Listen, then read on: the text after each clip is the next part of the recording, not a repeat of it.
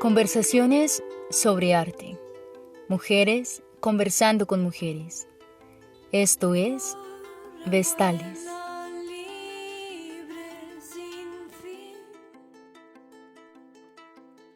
Hola, bienvenidas a todas y a todos una vez más a este podcast de Vestales. Hoy tenemos una invitada que ya habíamos tenido la fortuna de tener acá y sé que a muchos les va a gustar porque además quiero decírtelo aquí, Cami, tu podcast es el que más se ha escuchado de toda la historia de Vestales. No sé, tienes como una forma de hablar que a la gente le encanta, imagino. Entonces sí, estoy muy emocionada porque siento que este capítulo nuevamente va a dar mucho. Camila, pues les presento a la invitada. Su nombre es Camila Cadavid, es mi amiga. Ella es una tarotista y artista excepcional. Y nada, estoy muy contenta de hablar con ella. Sé que va a ser muy rico porque siempre las conversaciones con ella fluyen muy orgánicamente y eso es lo que busco aquí. Y bueno, nada, quiero que de pasar la palabra a Cami, que complementes tu presentación ahora desde ti, no desde mí. Bueno, no, pues gracias por invitarme. Yo estoy muy feliz de volver, pues transformada, ¿no? Porque pues desde la última vez que estuve han cambiado muchísimas cosas en mí y en ti también y en este espacio. Entonces estoy muy emocionada por ver cómo que surge en pues en ese volver a estar, ¿no? Que bueno, siempre es distinto. Bueno, yo soy artista visual y escénica y tarotista de vocación. Y siento que son la misma cosa, ¿no? Como que durante mucho tiempo sentí que estaba como indecisa. Entonces a mí me gustaba la filosofía y me gustaba la literatura y me gustaba el arte y bueno, como que parte de mi decisión de estudiar artes era como para mí, pues porque era un espacio en el que yo podía hacer muchas cosas, ¿no? Y como que me podía preguntar y esas preguntas me iban a llevar a las formas, ¿no? A las formas, a los medios visuales. Em, y bueno, pues luego he ido como confirmando esa intuición porque pues a mí las artes me llevaron, o sea, la imagen me llevó a la palabra, como de vuelta a la palabra. Entonces, hoy ya veo todo como un camino, un mismo camino. Sí, durante un tiempo estaba preocupada porque sentía que estaba perdida y que estaba como probando muchas cosas nuevas, pero como que ningún camino se consolidaba. Y ahora pues ya no lo vivo así, sino que muy tranquilamente, pues solo como que estoy confiada en a dónde me lleve eso. Y bueno, pues yo concibo mi práctica del tarot como una práctica creativa y es como mi gran obra, siento hasta ahora, como ese espacio de la conversación entre dos ha sido como el producto o el fruto más bien, no me gusta la palabra producto, el fruto de, de unas preguntas sobre el arte. em, y pues vitales y bueno, entonces eso ha sido, pues yo lo llamo como mi gran hija o también los espacios, como los espacios de mis clases de tarot también, yo los veo como obra. em, bueno, entonces sí, como que ya no veo separadas las cosas y eso ha sido como, me ha dado mucha tranquilidad. Sí, porque la vez pasada que Camila estuvo aquí en el podcast, pues estuvo hablando sobre un tema en específico. No tuvimos el chance como de conocerte más, tu camino como artista, ¿no? Entonces eso me parece chévere de que ahora en este segundo regreso, lo que dices es verdad, somos personas completamente diferentes y el proyecto también es completamente distinto. Entonces me gustaría que ahora pues nos centremos en ti y en tu proceso y en cómo has llegado a ser la Camila que eres ahora. Y para eso yo siempre le pregunto a mis invitadas cómo fue su camino entrando al arte, o sea, qué te hizo decidir, bueno, ya luego comentaste un poco que qué te hizo decidir estudiar artes, porque sé que pasaste por la academia, y cómo fue tu choque al entrar, o sea, como tus expectativas de cuando dijiste voy a estudiar artes y luego lo que pasó contigo en la academia y lo que ha pasado después. Sí, pues es interesante porque yo estoy en un momento en el que estoy volviendo a mirar mi vida y estoy interpretándola de otra forma. Sí, entonces, pues durante un tiempo yo creí que yo estudiaba artes porque crear era lo mío, ¿no? Como que sentí que pues que quería ser libre, como de pensar lo que yo quisiera, como una cosa muy acuariana también, como de quiero hacer muchas cosas y quiero saber muchas cosas, entonces este es el lugar en el que yo me puedo desenvolver como más auténticamente, pero ahora lo veo como que fue una carencia la que me llevó allá, porque realmente yo empecé a estudiar artes, pero yo no dibujaba, yo no pintaba, o sea, yo no tenía como este natural de crear imágenes. En cambio, lo que yo siempre he hecho es hablar, ¿sí? O sea, es como algo que desde niña hago. Incluso mi mamá cuenta que yo aprendí a hablar como a los 10 meses antes de caminar, y me decía que parecía un fenómeno, que era muy raro, que todo el mundo se sorprendía como de que yo hablara tan bien, tan chiquita.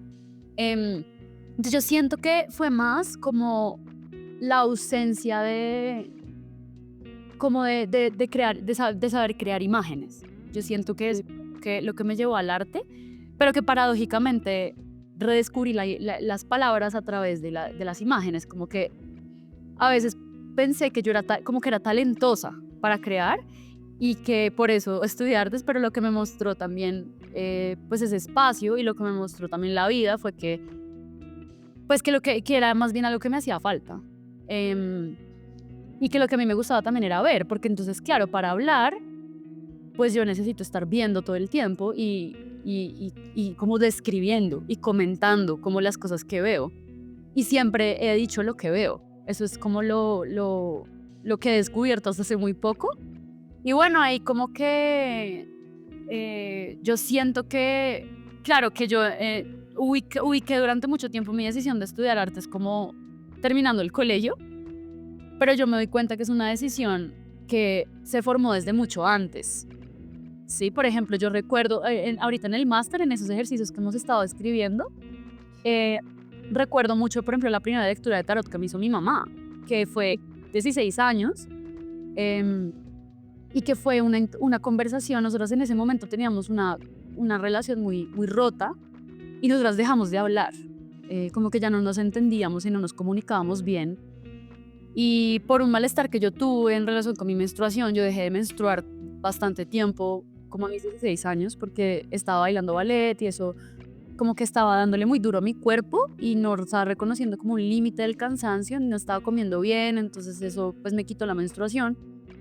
Y yo estaba preocupada, entonces le pedí a mi mamá que por favor me llevara al médico, y ella me dijo como, pero ¿por qué no hacemos más bien una lectura de tarot? Y yo, pues en mi incapacidad de reconocer su autoridad, yo decía como, pero ¿por qué una lectura? O sea, ¿qué tiene que ver? ¿No? Y ella sabía que tenía que ver con algo más, ¿no? Y me hizo mi primera lectura. Recuerdo mucho que me salió la carta de la luna, y a través de esa carta, de esa imagen, pudimos tener una conversación diferente. O sea, por primera vez en mucho tiempo, gracias a la mediación del tarot, gracias a que había una tercera cosa entre nosotras, pudimos volver a hablar. Ahora yo ya no ubico tanto la decisión de estudiar artes por eso, sino porque me di cuenta tal vez en ese momento que las imágenes me podían devolver la palabra, y me podían devolver sobre todo la posibilidad de hablar con otra y no de hablar sola, ¿no? Porque pues, sí, como que también en esa compulsión por la palabra hablada, pues también es como escúchenme porque no me siento escuchada, pero la imagen me dio la posibilidad de conectarme con la otra.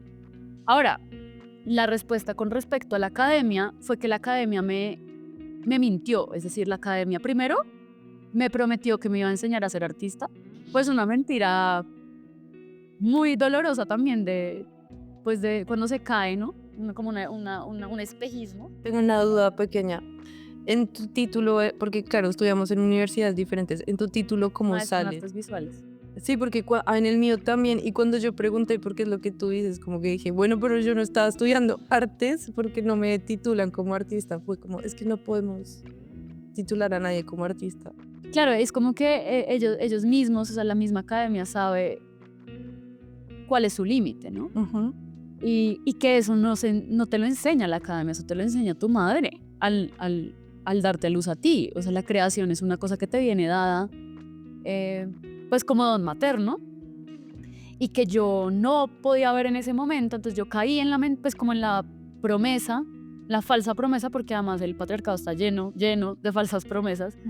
Y yo lidio todos los días y converso todos los días con la frustración de mujeres que caen en mentiras y caen en mentiras y caen en mentiras.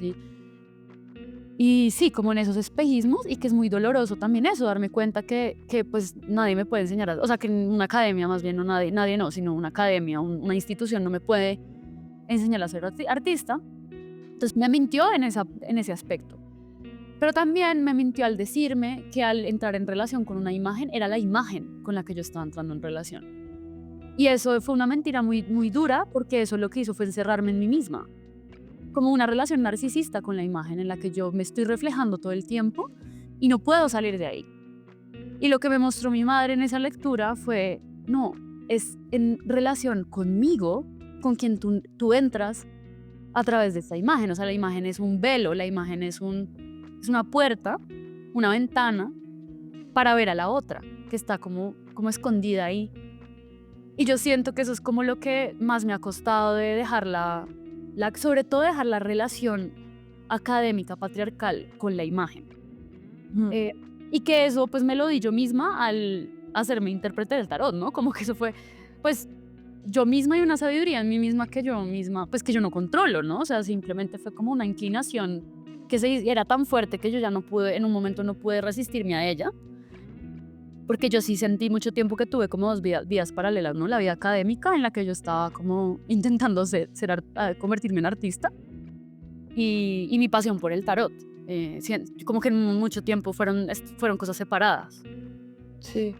Sí, y ahorita has vuelto a la academia, ¿no? Porque estamos haciendo un máster juntas. Entonces también me gustaría que hablaras un poco cómo ha sido volver después de que, no sé si te pasó, que yo juré nunca volver a una academia. Sí, yo también, ¿no? Yo también lo juré, pero fue, a ver, he tenido como esta crisis también como de la autoridad, es decir, como que no, cuando empecé a ser intérprete del tarot, no, pues lo mismo que ser artista, ¿no? Es como quién me autoriza, o sea, quién me está diciendo que yo puedo hacer esto. Y eso es una intuición interesante, porque eso también es la intuición de que no eres tú la que se autoriza a sí misma. Sí, no, es como, no es suficiente con que yo quiera hacerlo, ¿sí? Y eso yo siento que es una intuición correcta, pero también era distorsionada porque yo pensaba que los que me tenían que autorizar era una institución, ¿no? Me tenían que dar un título de tarotista o un título de artista. Y luego como que esa crisis se manifestó en, pues que yo quería volver a estudiar, porque yo llevo siendo profesora varios años y me sentí sola también ahí. Es decir, yo sí sentía que necesitaba como una mano, como una guía. Porque la pregunta de la tarotista también es como, ¿y quién me lee las cartas a mí? ¿Quién me aconseja a mí? O sea, como esa crisis de la madre, ¿no? Como ¿quién me sostiene? Y ha sido como una pregunta a lo largo de mi vida, pues también por haber tenido una relación ambivalente con mi mamá, ¿no? Como de mucha ausencia de su parte, pero también mucha presencia, o sea, como una extraña, ¿no? No ha sido una madre como que todo el tiempo está ahí, sino pues ha sido ambivalente. Hoy lo leo como una fuente de libertad, no como algo, no como un abandono doloroso, sino que lo estoy encontrando como eso, como una fuente de mi propia autonomía. La razón también por la que me hice consejera, pues es porque también la busco a ella en eso. Pero claro, como que yo estaba así como bueno, ¿quién me guía a mí? O sea, Sí. Y pues fui profesora, pues soy todavía como profesora de tarot, pues durante mucho tiempo. Y ya había una parte de mí que necesitaba guía como en el conocimiento, o sea, como más bien la sabiduría, como que quería volver a aprender como de la mano de alguien. Y tenía la opción de estudiar la maestría en psicoanálisis, que pues siempre me ha gustado mucho, o hacer el máster en política de las mujeres. Y fue muy bonito porque pues cuando yo apliqué al máster fue como un impulso así todo como, no sé, un impulso de un día para otro, ¿no? Y pues mandé la aplicación y de una me dijeron como bienvenida, o sea, queremos que estés aquí, ¿sí? Como fue como, o sea, fue como una, como acá hay espacio para ti. Sí, fue muy fácil, fue muy fácil. Y cuando empecé a mirar, yo llevaba esperando 2 años a que se abriera la maestría en psicoanálisis, y cuando empecé a mirar los requisitos para la maestría en psicoanálisis tenía que tener como 3 cartas de recomendación, tenía que tener ya una investigación en psicoanálisis, o sea, tenía que tener un montón de avales para poder, para convencerlos de que yo merecía estar ahí. ¿Sí me entiendes? Como Sí, yo dije, no, es que, a ver, o sea, yo estoy en un punto de mi vida en el que ya puedo decidir si hago lo que tengo que hacer, que es crear, o si entro a pelearme un lugar. Que es lo que yo siento que he hecho durante toda mi vida, como pelear y convencer a los demás de que yo merezco un lugar en el mundo y que mi palabra debe ser oída, ¿no? Como una cosa, pues que en el fondo también está sostenida tal vez por la idea de que yo no me considero, no considero que me corresponda un lugar. Entonces necesito como convencerme a mí misma a través de los otros, ¿no? Como una cosa súper frenética y desesperada. O empiezo a decidirme por los espacios en los que me dan la bienvenida. O sea, me siento bienvenida y pues que no tengo que luchar para crear. En cambio, en la academia, o sea, si yo me meto en una maestría de psicoanálisis, pues era entrar a pelear. O sea, fue como ese momento. Entonces yo dije, no, pues fue muy loco, porque fue darme cuenta que pues existen lugares en la academia en los que yo puedo crear libremente. Y así ha sido, es muy impresionante. O sea, yo nunca me ha fluido tanto la escritura como en el máster. Ha sido muy loco. Y pues menos mal como que me dejé llevar como por ese espacio. Siento que me abrieron un espacio y siento que eso es lo que yo estaba buscando. Porque yo en mi práctica artística siempre he abierto espacio. Entonces la mesa es un espacio, mi obra de la tesis, La Cueva de Eco, es un espacio, La Cueva de Eco se convirtió en un espacio en mi casa en donde la gente viene a leer, la gente viene a hablar. Entonces fue como, no soy yo la que tiene que abrir espacio siempre, también me pueden abrir un espacio a mí. sí. Y eso fue pues muy bello. Como sí, me siento acogida. Hablando de tu proyecto de grado, que me parece muy interesante, me gustaría que comentaras de qué trata. Bueno, pues a raíz como de una experiencia como de enfermedad corporal, o bueno, de malestar corporal, que fue un vértigo de 21 días durante los primeros días de la pandemia, pues como en los primeros meses de la pandemia, como el primer mes o segundo mes de la pandemia, tuve un vértigo que me duró casi un mes. El vértigo ya había sido un síntoma que yo había tenido antes. Y pues a raíz de esa sensación de vacío, pues empecé a tener como una serie de visiones, como en ese no poder hablar, porque yo con el vértigo no podía escuchar por un oído y tampoco podía articular bien lo que quería decir. Es decir, es una sensación como tan incómoda que yo tuve que guardar silencio.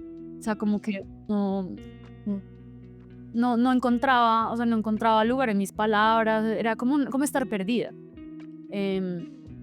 Entonces, a raíz de esa experiencia, pues fue una experiencia que duró un mes, pero que me tomó un año poder poner en palabras. Y eso que puse en palabras, pues se convirtió en mi tesis de grado, como de poder darle palabras a una experiencia insólita. Y un poco en esa búsqueda, pues yo empecé a darme cuenta que había unas mujeres en la historia que también a raíz de experiencias físicas, como de lo insólito, buscaron también darle palabras a eso. Y fue como perder las palabras para recuperarlas. Un poco fue eso. Y sobre todo perder la palabra oral para recuperar la escritura. Ujú. Siento que fue como que ese vértigo fue un ritual de paso a la escritura. Y bueno, a partir de eso pues surgió como una práctica, que es la práctica pues de nombrar imágenes que surgían en mí, sensaciones y palabras desordenadas que empezaron a tomar lugar en la escritura. A partir de eso surgió la figura de Eco, que es esta ninfa en la mitología griega que era muy buena con las palabras. Ella tenía como el don, la gracia de las palabras, pero ella usó mal su don porque ella lo usó para engañar a Hera y distraerla mientras Zeus le ponía los cachos con otras ninfas. Entonces ella como que ella usó su don para engañar a otra mujer, ¿sí? Como para engañarla y para defender a un hombre y sus intenciones de traición.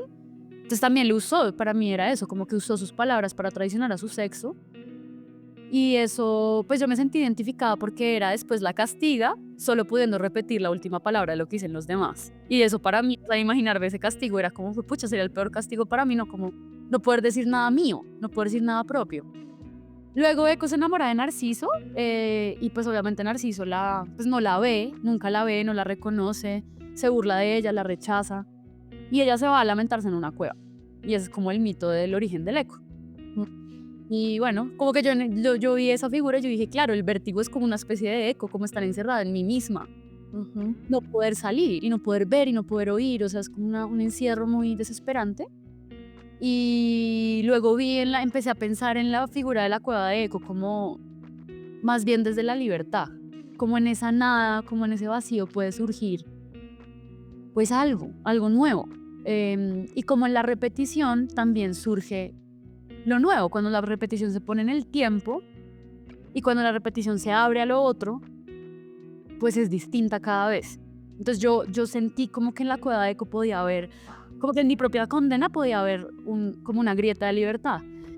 Y eso se convirtió en una obra de teatro de 15 minutos para un solo espectador, una sola espectadora, que era un oráculo. Entonces básicamente la gente entraba a la cueva de Eco y Eco pues los reflejaba con su voz. Es como una especie de voz que se convierte en un espejo.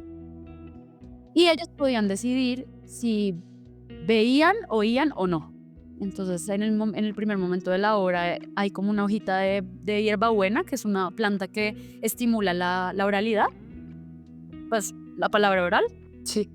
Y decidían si o sea, si se la comían, significaba que tenían que hablar. O sea, tenían que preguntar algo.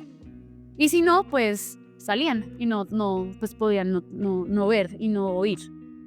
Y bueno, pues se convirtió en eso. Entonces era como una especie de oráculo donde yo estaba detrás de un velo.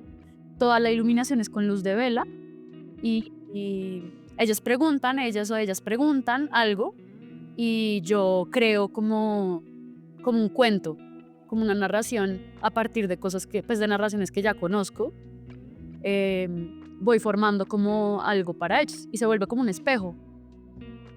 Eso es básicamente como Es que me parece súper interesante porque justamente ahorita, antes de empezar a grabar, tú estabas mencionando que, bueno, que tu búsqueda en muchos sentidos tenía que ver con el aire, ¿no? Estamos hablando como sobre elementos con los que nos identificáramos un poco.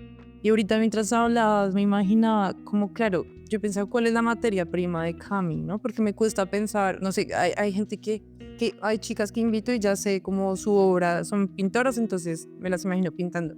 Pero a ti entonces te imaginaba como tu materia prima es el aire, ¿no? Al final estás ahí moldeando imágenes con palabras, que me parece súper bello, o sea, no sé, estaba pensando en esa materia prima que usas tú. Porque es difícil pensarla dentro de, no sé, en la Javeriana son artes visuales además, porque lo estaba pensando en mi universidad, como dentro de las artes plásticas se podría entender la palabra de forma plástica y creo que es más fácil porque lo que te decía, al final me imagino que tú moldeas con la palabra, pero claro, me parece que debe ser un choque en una carrera visual que una persona se plantea a decir, mira, yo uso la palabra y la conversación para crear. Sí, eso fue muy loco porque a mí me decían que pues porque además era una obra de teatro, ¿no? Yo también estudié artes escénicas, entonces, pues sí, como que también exploré mucho la acción.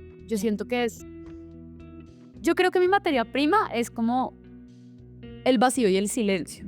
Yo sé que eso suena como extraño, pero eso es una cosa que yo aprendí de Sor Juana Inés de la Cruz, ¿no? Que ella decía que de hecho yo también la encarno en la cueva de Eco. Yo leo, pues o sea, no leo, me aprendí un texto de ella y lo recito ahí, que tiene que ver con el silencio y con que moldea también lo que le da sentido a la palabra es el silencio bien ubicado.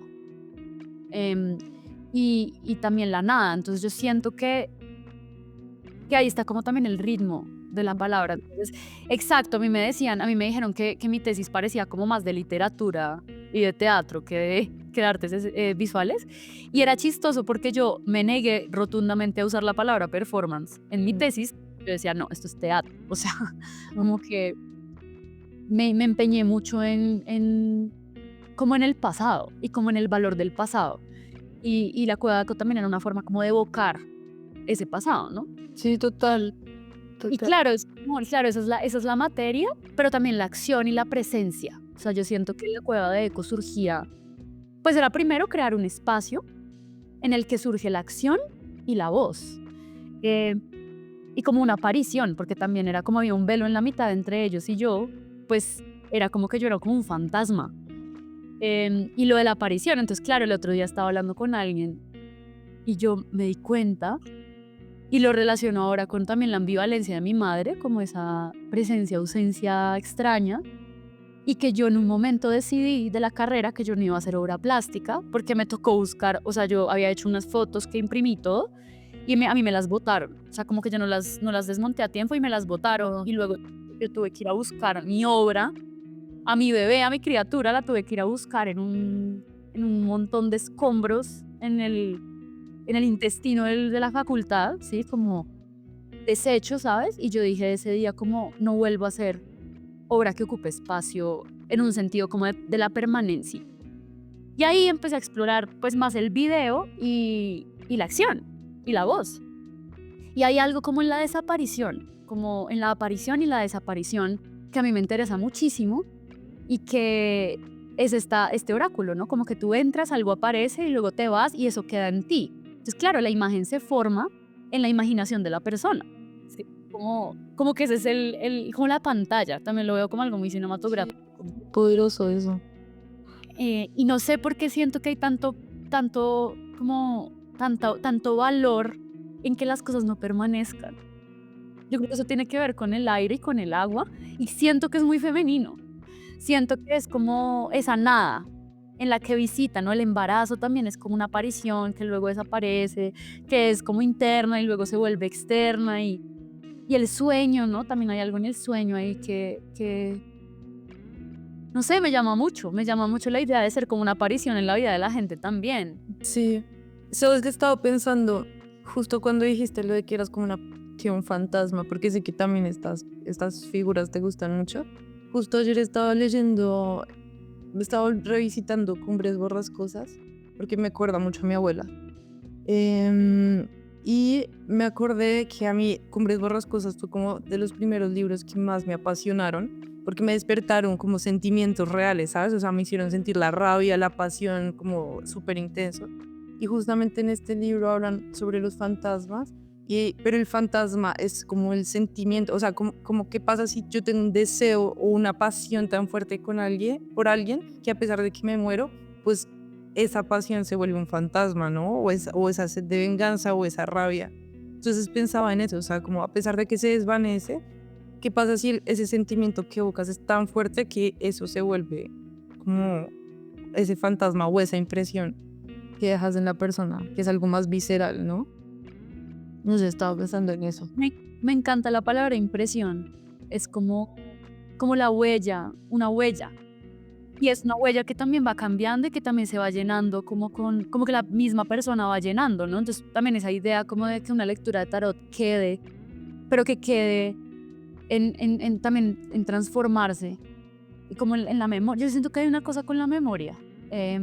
No lo tengo o sea, siento que hay un nudo, no lo tengo como muy elaborado aún y no sé, nunca lo había pensado en términos de memoria, pero también es una cosa que, por ejemplo, en las mujeres de mi familia ha fallado mucho, es decir, mi genealogía femenina es una genealogía muy desmemoriada. Y de hecho mi abuela dice mucho que ella elige no recordar ciertas cosas, o sea, ha sido una decisión que ella ha tomado como, pues supongo yo que para poder vivir mejor, pero también que yo veo que le duele y veo que es como una forma también de negarse a sí misma y hay algo ahí como del olvido y del abandono también. Hace poco estaba hablando con Juanita Porras, que también está con nosotros haciendo la maestría, y ella escribió un texto súper bonito sobre como la fuente de libertad que puede ser el abandono, que ella se siente abandonada por la naturaleza y abandonada por la madre en este mundo, ¿no? Y como ese abandono también es una forma de volverse a encontrar. Entonces sí, yo siento que es como, ¿qué hacemos con esa desaparición?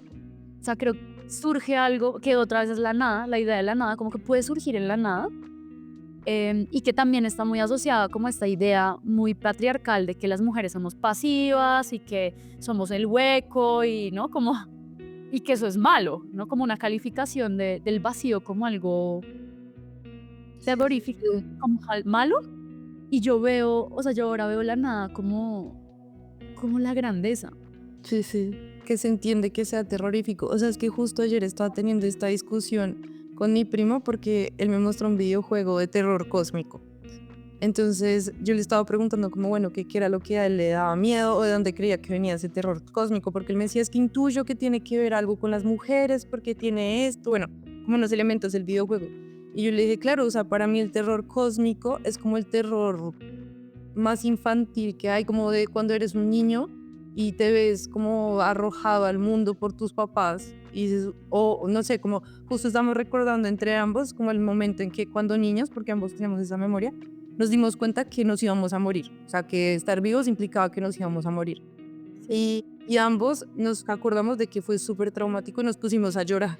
Y digamos, yo a la señora que me cuidaba le dije, es que yo no me quiero morir porque yo no elegí estar viva, o sea, ¿quién eligió por mí? Entonces, claro, en ese momento yo sentí como un miedo, un terror enorme y una rabia con mis papás, ¿no? Porque me trajiste a este mundo experimento de la muerte. Y me mandaron a morir. Y entonces esa discusión con mi primo abrió un debate sobre el traer hijos. Entonces él estaba aferrado en que traer hijos al mundo es egoísta porque los traes los traes a experimentar una vida que ellos no pidieron. Y yo le decía, pero, o sea, estás loco. O sea, como no conoces nada sobre el embarazo si crees que es un acto egoísta. Pero entonces, claro, en ese momento yo lo juzgué, pero luego me puse a pensar que igual no lo justifico. O sea, acá veo como la diferencia en cómo experimentamos unas cosas las mujeres y los hombres. Pero pensaba que, claro, o sea, este videojuego justamente hablaba sobre la feminidad y sobre la sexualidad femenina de una manera monstruosa, o sea, como si fuéramos bestias salvajes que sangran, que paren. Y yo decía, claro, ¿será que muchos hombres nos ven como que somos crueles por parirlos y botarlos aquí, no darles como el afecto que ellos reclaman? No sé, o sea, como que entiendo que es terrorífico, pero también me parece que hay algo súper llamativo en tener esa potestad de, pues sí, yo decido que tú vas a vivir esto. O sea, de mi deseo nace eso. Entonces me parece como muy bonita esa forma de resignificar como ese vacío y ese terror. Claro, y que eso lo veo mucho en lo que me decía mi amiga Juanita, ¿no? Como el abandono es la posibilidad de encontrarme. Y eso es lo que nos da nuestra madre al abandonarnos en este mundo, ¿no? Y que yo también lo vivo mucho cuando se acaba la iniciación de tarot, porque pues en la iniciación yo nunca les digo cómo leer el tarot. Sería muy mala profesora si hiciera eso. Sino que se crea más bien un espacio en el que surgen preguntas y surge cada una. Yo siento que eso es como lo que yo intento hacer en la iniciación y como brindarles un espacio. Y cuando ya termina la iniciación, pues yo les digo que hagan su primera lectura. Y yo las arrojo, tal vez cruelmente, tal vez sí, es cruel. Las arrojo a hacer algo que ellas creen no saber hacer. Pero en ese vacío, o sea, en ese abandono, surge el ingenio. Su propio ingenio, que viene de la necesidad y como la urgencia de supervivencia. Y es eso, ¿no? Es como cada lectura de tarot es eso.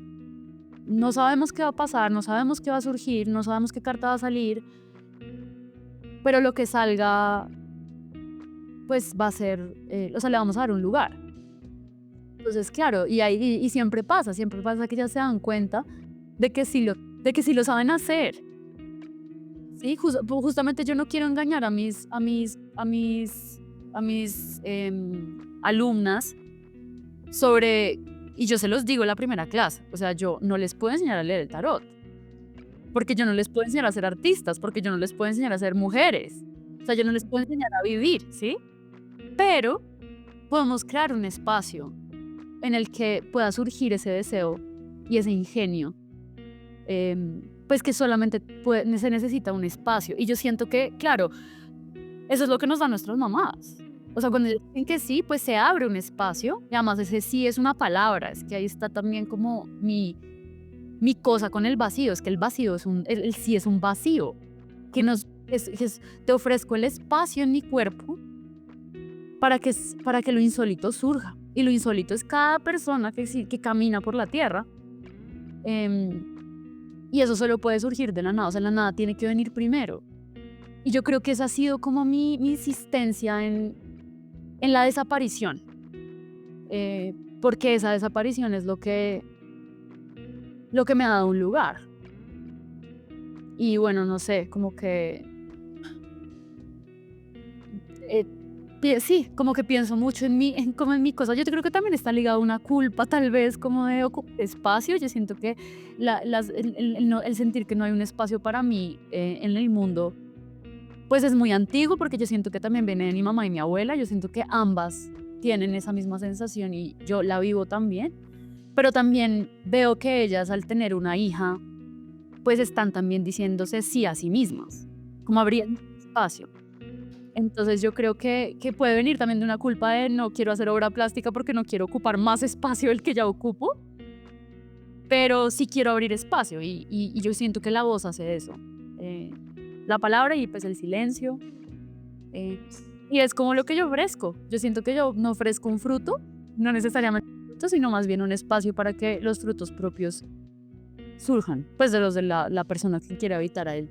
Digamos que, por ejemplo, mi experiencia, ya que tú me habías dicho como que pensara un poco como la experiencia con la oralidad y la voz, digamos que a mí, al contrario de ti, me cuesta mucho, o sea, bueno, digo como de lo que yo veo externamente de ti, a mí me cuesta mucho hablar y expresar como públicamente, como tomar espacios públicos. Pero es algo que no me pasaba cuando yo era pequeña o adolescente. Yo era súper, o sea, me daba igual y me subía a cualquier escenario y usaba la palabra con total propiedad. Pero bueno, con muchas cosas que me pasaron perdí eso. Y yo me acerqué a ti, o sea, como a ti, Camila, como figura de internet, porque no te conocía en persona, porque me parecía muy llamativo que te tomaras la palabra con tanta propiedad. Y entonces yo creo que al final sí ofreces un fruto que es la palabra, o sea, la palabra correcta, porque muchas veces a mí me da miedo decir ciertas cosas y leo algo tuyo y digo, wow, eso que yo estaba sintiendo, Camila lo pone en unas palabras precisas que me alivian un montón, que es lo que pasa igual cuando uno lee el feminismo de la diferencia sexual, que ese malestar que uno siente o esa cosa que no se puede nombrar, pues de repente otra mujer la nombra por ti y se siente, es enorme eso, o sea, como realmente sí es como un regalo que le estás dando a las mujeres. Y no es algo que me pase solo a mí, le pasa a muchas. O sea, pues decía al principio que yo creo que el podcast que hablamos contigo es como el más escuchado porque tú tienes algo en tu voz y en tu forma de hablar y en la forma de usar las palabras que es muy satisfactorio. Entonces, nada, pues quería hacer como ese apunte, que realmente yo creo que en un punto, por ejemplo, me pasó que yo me proyectaba en tu voz. No sé si eso está mal o bien. No, es el espejo, es la voz especular. Ese ha sido también mi descubrimiento, ¿no? Que esa, justamente yo siento que es como que se acaba ese dilema, ¿no? No es como que la palabra, o sea, se ofrezca la palabra y eso es un ofrecimiento muerto, sino que ofrecer la palabra como fruto también es la posibilidad de un nuevo espacio y un espacio que es un espejo. Que es lo que yo siento de lo que tú dices de las feministas de la diferencia y lo que siento que ahorita también hablábamos contigo, como que me hablabas del fuego y yo soy como, pucha, yo no he pensado tanto en esto, pero siento que tú sí y que eso abre un espacio en mí para pensarlo y para vivirlo. Entonces tal vez es eso, tal vez el espacio y el fruto son lo mismo, pues como, sí, como... Sí, porque es lo que te digo, puede que físicamente... Como que eso yo creo que es un trauma del resto de la gente que estudia artes también. A veces como tener que probar que hay algo que hice con mis manos, como que es mi obra, ¿no? Que también ese es como un dilema. ¿Y cuál es tu obra que has hecho? Sí. Y como un producto final y tal. Pero por supuesto que un fruto es tu palabra y que queda registrada en 1 millón de lugares.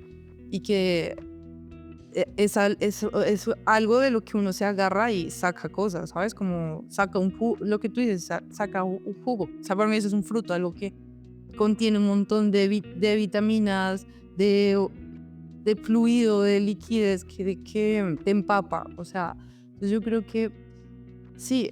De hecho, me parece muy interesante sobre lo que hablabas de cómo vives tu obra, porque es algo que yo me cuestionaba mucho sobre el arte, porque a veces cuando yo me salgo de esta burbuja que me encanta, en la que me encanta vivir, que es como el mundo de las artistas mujeres, y vuelto a mirar lo que hacen mis compañeros, pues veo que sigue como este dilema de los objetos y de qué vas a montar, cómo lo vas a montar y bueno, como que tienen una ruta muy marcada de lo que es su obra, ¿no? Pero a mí me parece muy interesante, como mujeres, muchas optamos porque nuestra obra sean otras cosas. O sea, digamos lo que tú decías, para ti tu obra también es el tarot. Y tu obra es algo que vives día a día, o sea, como no lo separas de tu persona. Entonces eso es algo que a mí me parece súper interesante también, como día a día, que me gustaría que también hablaras de eso, o sea, como día a día tú vives tu obra. O sea, ¿cómo has cambiado esa perspectiva? ¿O siempre lo supiste? Yo siento que lo que antes vivía como una frustración, justamente eso de cuál es el objeto, cómo lo voy a montar, cómo lo voy a mostrar, como que esta idea de que la institución te da un espacio y entonces tú pones ahí tu obra. Yo siento que ahora lo veo como no, es que yo abro espacio, o sea, es eso, un espacio para la circulación, y que yo siento que ahora lo que yo vivía como una frustración lo vivo como era la verdad en mí, es decir, yo siempre desconfié como de esa ruta de la que tú hablas. Y bueno, como que ahora, exacto, la vivo como junta. Yo siento que también, por eso yo insisto tanto en las lecturas como sobre la vocación. Yo siento que eso es como un tema pues que para mí es muy importante, independientemente de si para la mujer lo es o no, porque muchas veces veo que ellas nos están haciendo esa pregunta y creo que es la pregunta de las mujeres, porque es la pregunta también por hacer lo que tiene que ser hecho por ellas, que también tiene que ver con encontrar un lugar, un espacio donde eso pueda surgir libremente y dejar de esforzarse. ¿Sí? Entonces sí, yo creo que esas fronteras como de los medios artísticos y de esos muros, ¿no? Como esos muros patriarcales, pues justamente son lo que hace que la mujer artista pues no viva, es decir, es una práctica vital, es lo que quiero decir, la práctica artística. Eso lo leíamos hace poquito en un texto de la maestría, ¿no? Como una práctica de una forma de vivir. Una mujer empieza dentro del taller y termina fuera en la casa, sino que es toda una forma. Y pues ¿cómo lo vivo yo? No, pues porque pues dándome cuenta que yo necesito espejos todo el tiempo. O sea, necesito mis amigas, mi mamá, mi hermana. O sea, como las relaciones entre mujeres son como ese lugar en el que yo me puedo sentir acogida y que también me llena como de ejemplos y de inspiraciones para poder hacer, como ofrecerle eso a las otras mujeres. Como eso, la ser aconsejada. Yo siento que cuando yo me abrí a ser aconsejada y acogida por las otras, pues eso me lleva a que mi práctica artística sea mucho más fructífera y mucho más nutritiva para las otras mujeres. Hubo un tiempo en el que yo pues me sentía sola porque era yo la aconsejada y la consejera y de dónde me estaba nutriendo para eso otro. Por eso también siento que la maestría pues fue volverme a poner en el lugar de la alumna, que ha sido delicioso. O sea, yo tenía mucho miedo porque pues como buena acuariana el no saber no ha sido mi cosa favorita en el mundo y cuesta aceptar que hay cosas que no sé. Pero esta maestría se ha sentido como como un abrazo, es tan delicioso, como que yo no tenga que abrir mi propio camino, sino que sea otra la que con su voz, con su escritura y con su mano, como su mano simbólica, que es la invitación también a recorrer un camino que ellas ya han recorrido.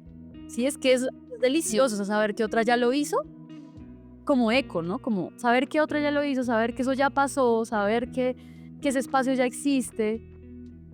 Pues es un descanso. O sea, hablábamos mucho con Juanita, o sea, el descanso, o sea, como tal vez yo lo que necesito es descansar en otra. Entonces yo creo que eso ha sido como también lo que yo le quiero ofrecer a mis consultantes, a mis alumnas, pero también lo que yo necesito. Entonces el camino de la vocación se vuelve el camino de mi propia necesidad. Y, Sí, y ahí pues es imposible separarlo de la vida, pues ahí ya fluye con mucha facilidad. sí, sí, total, que ahí yo encuentro que es cuando hay una práctica como de libertad, ¿no? Cuando tú aceptas tu vocación y encuentras el lugar justo para que esa vocación se pueda abrir y no cerrarse, ¿no? Como lo que decías al final, yo pensaba que esta cosa a veces de uno aconsejar mucho y no dejarse aconsejar, que a mí me pasa como una buena Virgo que soy, es también que yo me cierro al otro. O sea, cuando me abro y dejo que las personas accedan a mí, pues creo que, ¿sabes? Como hacerles espacio también en mi cuerpo para que sus palabras signifiquen algo es, es muy grande. O sea, es como, bueno, no sé, que también lo hablamos mucho en el máster, como que al final todo se pasa en las relaciones, en el relacionarse constantemente y ser consciente de esas relaciones, porque uno siempre se está relacionando, lo que pasa es que no son relaciones conscientes. Y que es lo que hablábamos en el máster, como de ofrecerse a la vista de la otra. Para mí eso ha sido súper revelador porque sí es cierto que mi práctica artística ha sido mucho más fructífera cuando yo me dejo ver de la otra también. Porque eso es lo que también hace que ellas confíen en mí. Em, Sí, total. Y que es súper como erótico esto de cómo te ofreces a la otra. Sí, porque es con generosidad, en cambio dejarse ver es como avaro, ¿no? Ajá. Y además dejarse ver es como vanidoso en un sentido como de solo te muestro lo que a mí me parece que tiene valor, pero puedo estar escondiendo algo que tiene valor un poco, o sea, puedo caer en eso, como algo que tiene valor que yo misma no he visto y que solo puede ser visto por otra.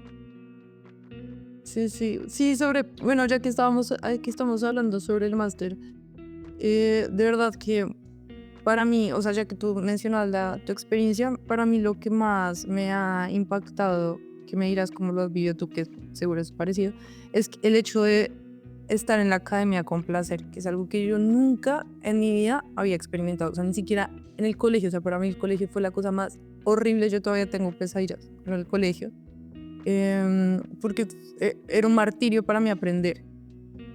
A pesar de que paralelamente era algo que me gustaba, como yo en internet me ponía a aprender cosas que me llamaban la atención y eso.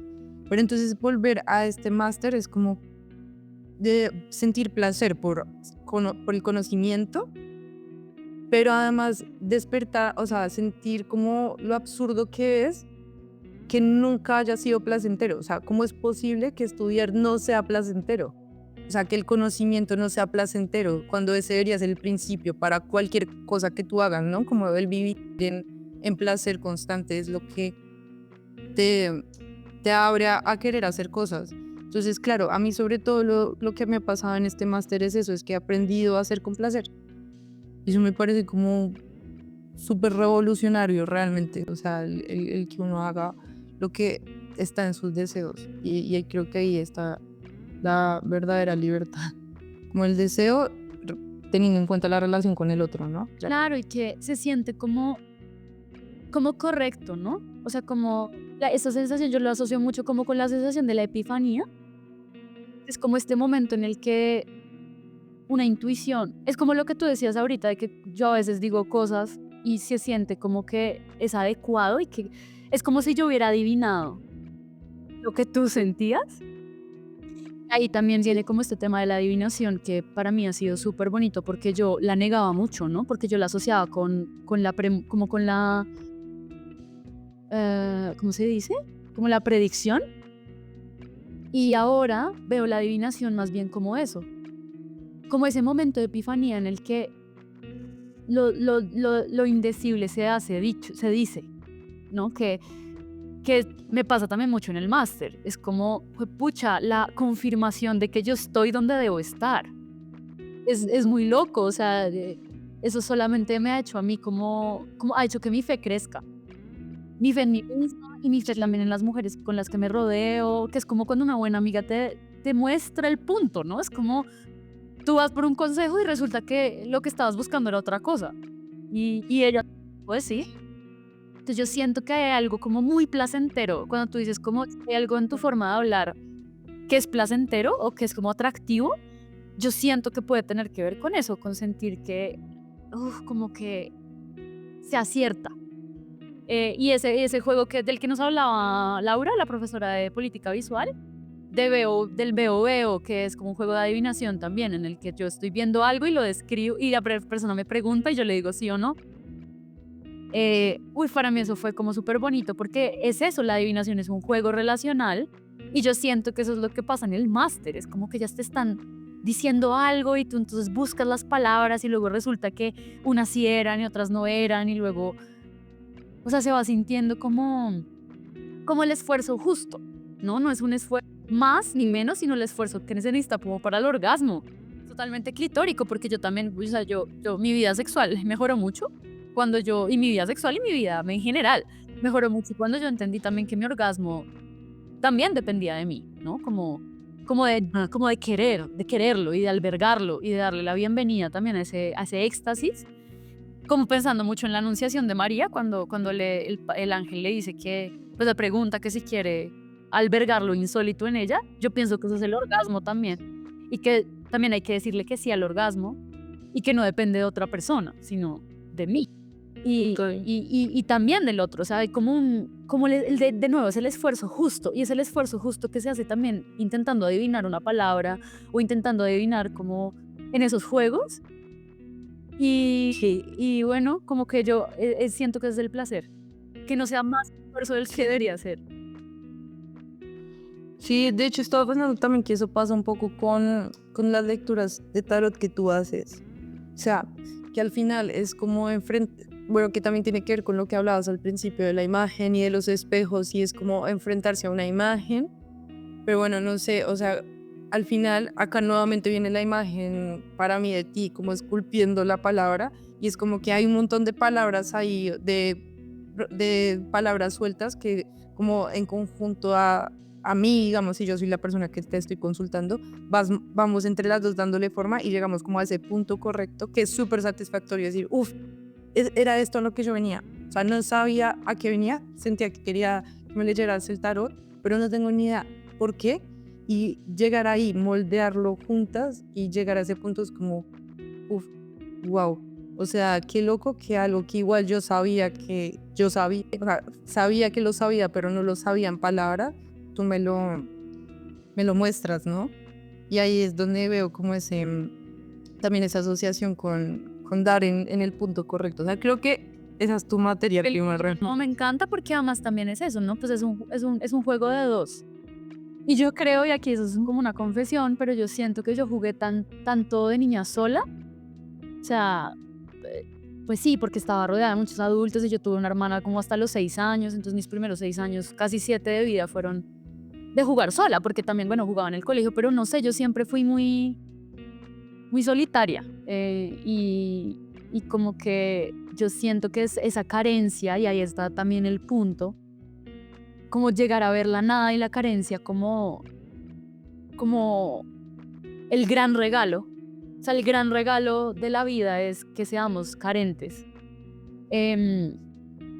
Es eso, como jugué tanto tiempo solas, yo creo que me inventé un juego de dos. O sea, yo creo que eso es como lo que yo me he dado a mí mismo. Y ese juego también de adivinar, porque además yo tampoco lo sé, ¿no? O sea, yo tampoco es como que lo haya visto antes que tú en la conversación, sino que yo también quiero saber qué es lo que está pasándole a la otra persona y en mí misma también, porque yo siento que ese momento de la adivinación del que hablas es como, es una cosa que ya sabía, pero también es extraña, o sea, familiar y extraña a la vez. Sí, total, y que el tarot, o sea, como que creo que no es algo propio del tarot. No sé si hay algo propio del tarot, pero digo, como de las tarotistas o los tarotistas que yo ya he visitado a lo largo de mi vida, creo que la práctica común no es esta, no es tan relacional.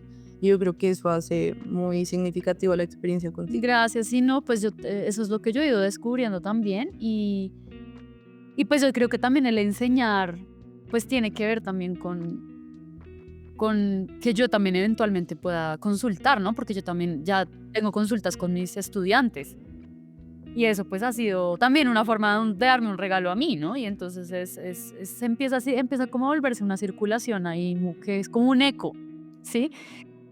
Sí. Entonces sí, no, pues gracias por reconocer eso. O sea, para mí también es como, me maravilla mucho porque yo no lo tenía tampoco tan, o sea, no lo había dicho de esa forma, entonces. No, es que ¿sabes qué me pasa aquí? O sea, yo siento que a mí me pasa lo que a ti te pasa cuando haces las consultas de tarot, pero aquí en el podcast. O sea, que yo siempre que hay una chica que me dice, quiero estar en el podcast, y puede que yo no la conozca mucho o si la conozca, y hay cosas que yo no sé, o sea, digo, como no sé cómo va a ser la conversación, y de repente como el ponerme a escuchar las palabras que usa la mujer que invito, sus intereses, ahorita también hablaremos de eso, la canción que elige, o sea, como que yo empiezo a formar una imagen de esa persona en mi cabeza y descubro cosas mientras voy hablando, o sea, como siento que también la conversación me da eso, como poder ver a una persona en realidad que no lo he podido ver antes, así seamos amigas, ¿sabes? Y siento que hay como un punto en común con lo que te pasa a ti en el tarot, como ver algo que a simple vista no podía ver en la relación que se crea ahí en la conversación. Sí, súper. Yo siento que este podcast también es como ofrecer pues una nada.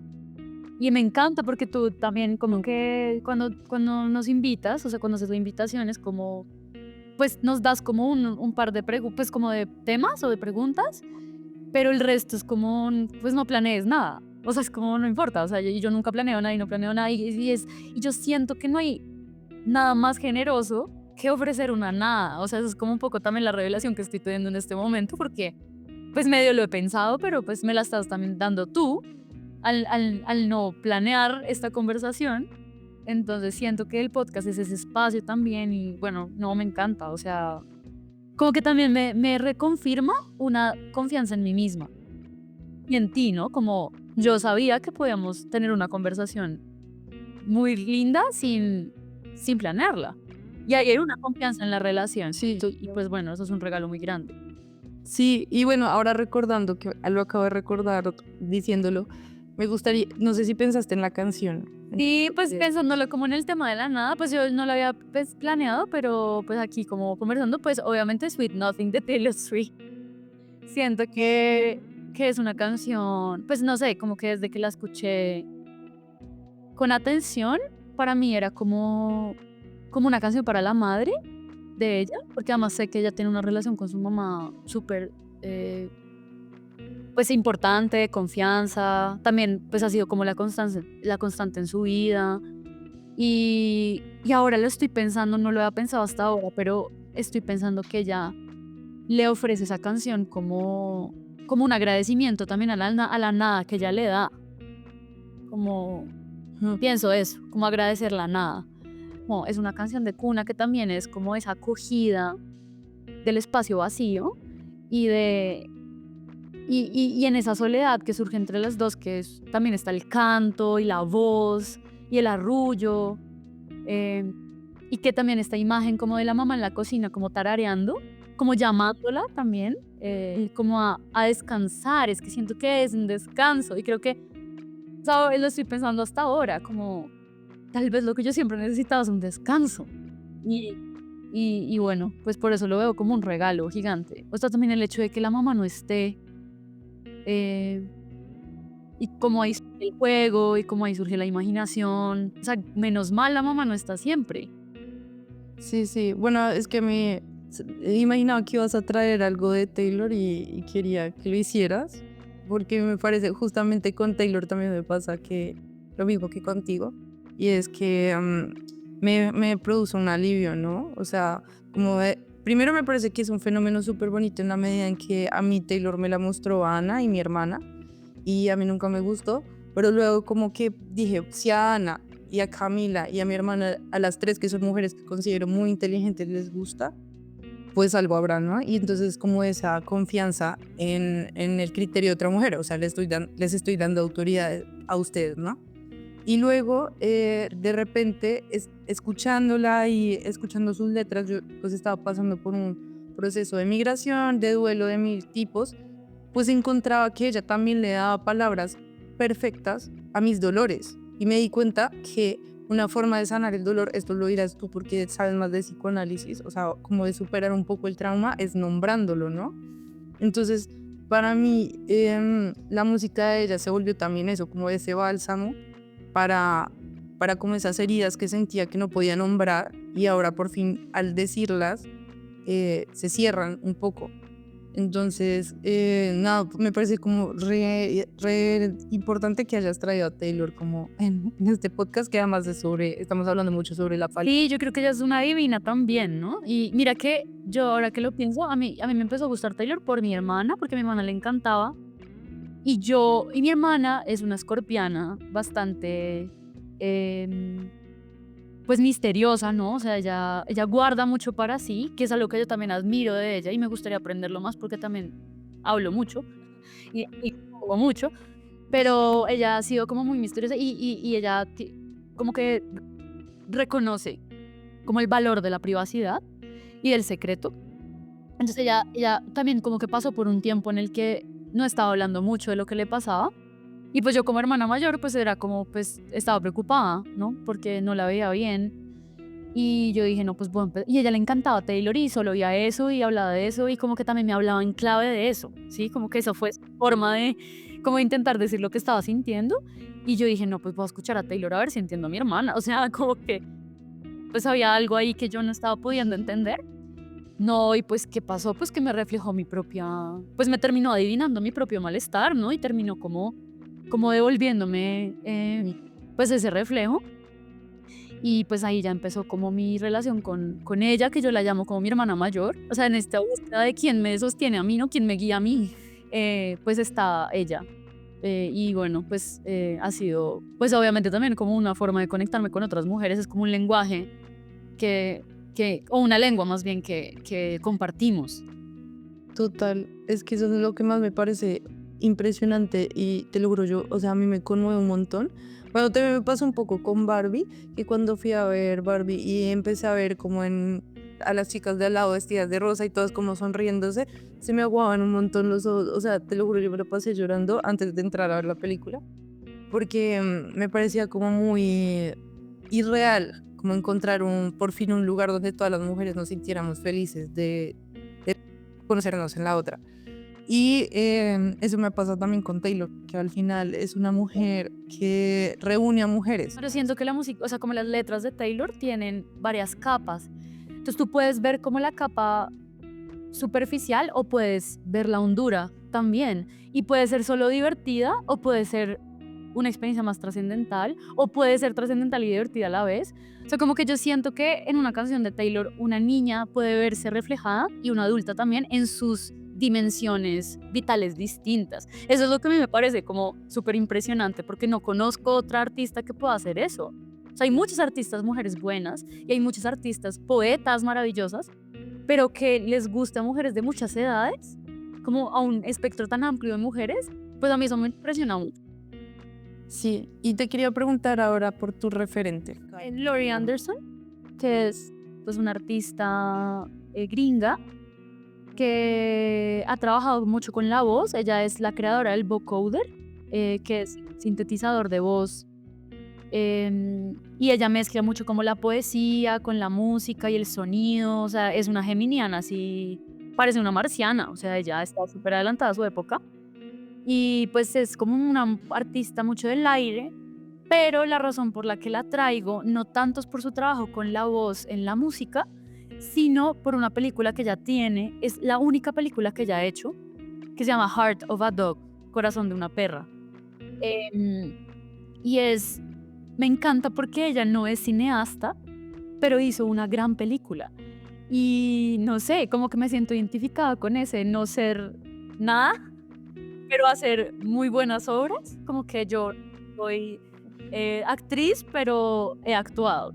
Yo no soy como dibujante, pero he hecho buenos dibujos, ¿sí? Como algo así. Y yo siento que hay algo en que ella solamente tenga una película que tiene que ver con que ella necesitó hacer una película en un momento muy particular.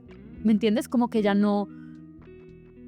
Es decir, ha hecho muchas canciones y ha hecho mucha música, pero le pasó algo en su vida que la llevó a hacer una cosa insólita dentro de su propia, como su propio, dentro de ella misma. Y bueno, esta película es un video ensayo, yo creo que está en Movie, pero creo que también está en Vimeo, ¿sabes? Bueno, no sé. Pero bueno, es un video ensayo que también la idea del ensayo, o sea, yo por ejemplo en mi escritura me considero más ensayista que escritora de ficción o de poesía. Yo, por ejemplo, pues la poesía no se me da tanto, pero se me da mucho el ensayo. Y me gusta mucho la idea del ensayo porque el ensayo es como este ensayar, encontrar la palabra, ¿no? Como probar hasta que de pronto encuentro la palabra adecuada. Y a mí me encanta como presentar, mostrar, hacer evidente el proceso de probar, el proceso de ensayar. Y esta película pues es un video ensayo dedicado a su perra que murió. Y no, es maravilloso porque es lo que surge en el vacío, en la ausencia. Surge una película maravillosa sobre lo humano, sobre lo animal, sobre su relación con su perra. Ella empieza la historia, o sea, empieza el video ensayo con un sueño en el que ella pare a su perra. Y es maravilloso y tiene animación. Entonces es un video ensayo que también está lleno como de recursos. Entonces tiene animación, tiene voz en off, tiene también cosas que ella ha grabado, graba también archivo. Como que en ese vacío que le deja a su perra surgen como un montón de medios que ella nunca había explorado. Como el lenguaje. Y es un lenguaje que solamente tiene la medida de la ausencia de su perra, porque ella no volvió a hacer otra película nunca más. Ella hizo una película para su perra, porque solamente tiene sentido hacerla para ella y por ella y en su duelo. Entonces yo creo que eso me encanta y me inspira muchísimo, porque yo también ayer para la clase de mística, viendo una cosa toda terrorífica, y que tenía que ver con extrañar a mi mamá. O sea, como que ayer estaba en la casa de mi mamá y hice el ejercicio como de meditación que ella nos propone ahí, y pues ella no estaba. Pero yo estaba rodeada de ella y de sus cosas y de su olor y de ella en ese espacio vacío. Y un poco mi conclusión del texto era como: yo no sé extrañar a mi mamá. O sea, yo quiero aprender a extrañarla porque me quiero preparar para cuando no esté.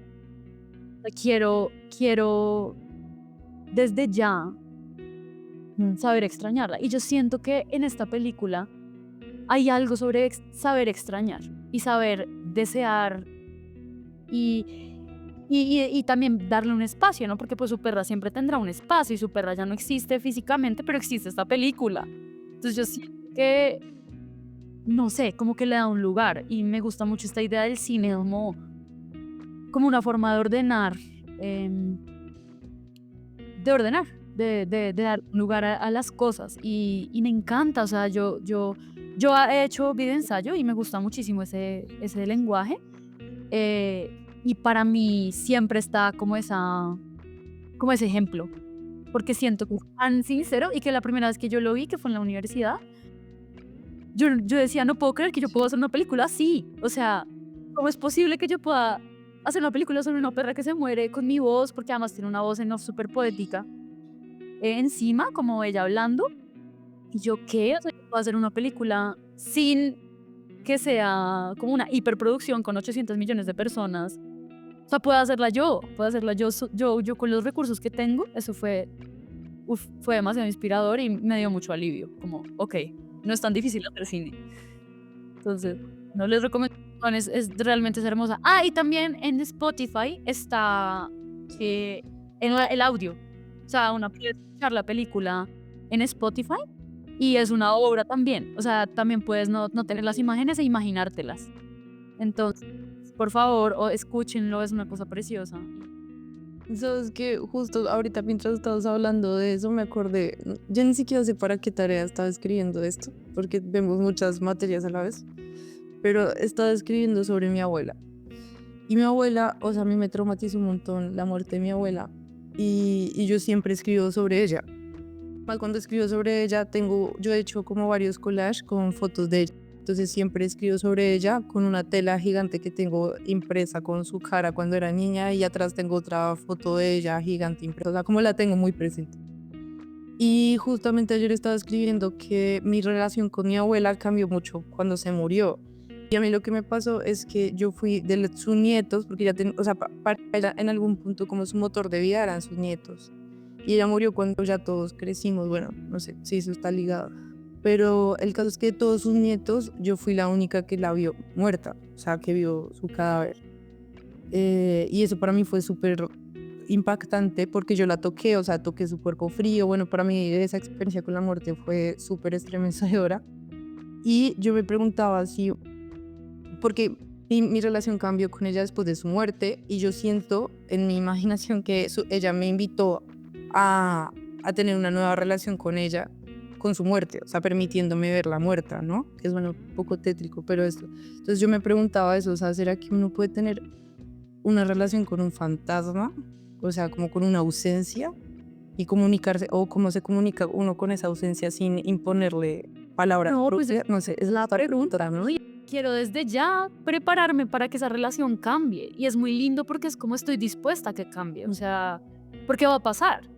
Sí, va a pasar que mi madre va a morir y yo quiero que eso pase. Y suena rarísimo, ¿no? Suena como súper tétrico también, pero quiero que pase y que pase en el momento en el que debe pasar. Y quiero estar abierta a esa experiencia. Y yo siento que ahí es donde está el arte. O sea, yo siento que como que es la comunicación con el vacío. O sea, es como es la relación con el vacío. Y es que surge ahí y cómo me comunico con ese fantasma. O sea, yo siento que es la forma también de que no te atormenten. Porque los fantasmas atormentan y son malestares y son cosas que reclaman un lugar. Y si tú los huyes de ellos, si tú no les das ese lugar, con las palabras o con las obras, con la materia, con las imágenes, pues te atormentan.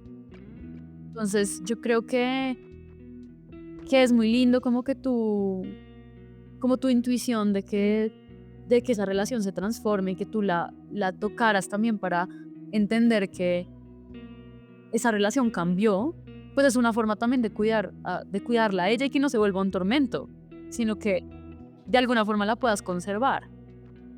Entonces, me parece hermoso, o sea, creo que es muy femenino saber que la muerte Sí. pues le corresponde un lugar en la vida y que hay que dárselo. Sí. Sí, total, eso es algo que a mí me apasiona un montón. Y bueno, que sabía que a ti también, como esta idea de los fantasmas, que es algo que, no sé, también, no sé, me ha pasado como haciendo las tareas de historia viviente, que a veces escribo cosas sobre mi familia y digo, me las estoy imaginando, o sea, ¿será que estoy inventando mucho? Me las estoy imaginando demasiado. Pero luego pensaba como, ¿y qué pasa? O sea, como, ¿qué pasa si yo imagino y en esa imaginación resignifico? Es lo que hay que hacer.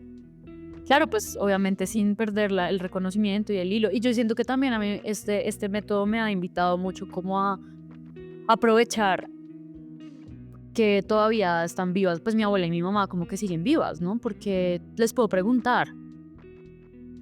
A diferencia de muchas de ellas que tuvieron que resignificar la experiencia cuando ellas ya habían muerto, como que me llama mucho aprovechar como a tener esas conversaciones.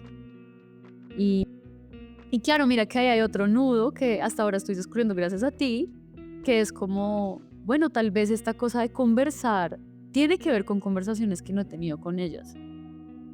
Ellas no han tenido entre ellas y seguramente así como una de genealogía femenina antigua en donde la conversación entre mujeres estaba rota. Y pues, seguramente en mi práctica estoy intentando como recuperar eso. Y pues contigo, amigas como tú y espacios así como este, son eso, yo creo. Bueno, Cami, yo creo que ya hemos hablado suficiente. Trato de no hacerlos tan largos los podcasts para que la gente los disfrute más. Gracias por recibirme, estoy muy feliz y me quedé pensando en muchas cosas, o sea, también quedé así como vacía, así como para, o que esto también yo lo pienso como una descarga, ¿no? descarga de cosas que he venido pensando y eso ya también me abre espacio para otra. Pues, no, pues gracias. Sí, sí, total, por eso también pienso como que este es el tiempo justo de charla, como para luego, no sé, sentarme en el silencio y ver como lo que acabo de hablar, porque siento que me movió un montón de cosas adentro muy bonitas y como súper reveladoras, como siempre. O sea, para mí conversar con cualquiera de las chicas que ha estado acá me mueve todo. Entonces, nada, pues te quiero agradecer a ti porque de verdad eres muy generosa con tus palabras y con tu tiempo. Entonces, nada, Cami, o sea, agradezco siempre hablar contigo y las veces que quieras usar este espacio para charlar de lo que sea, pues está bien.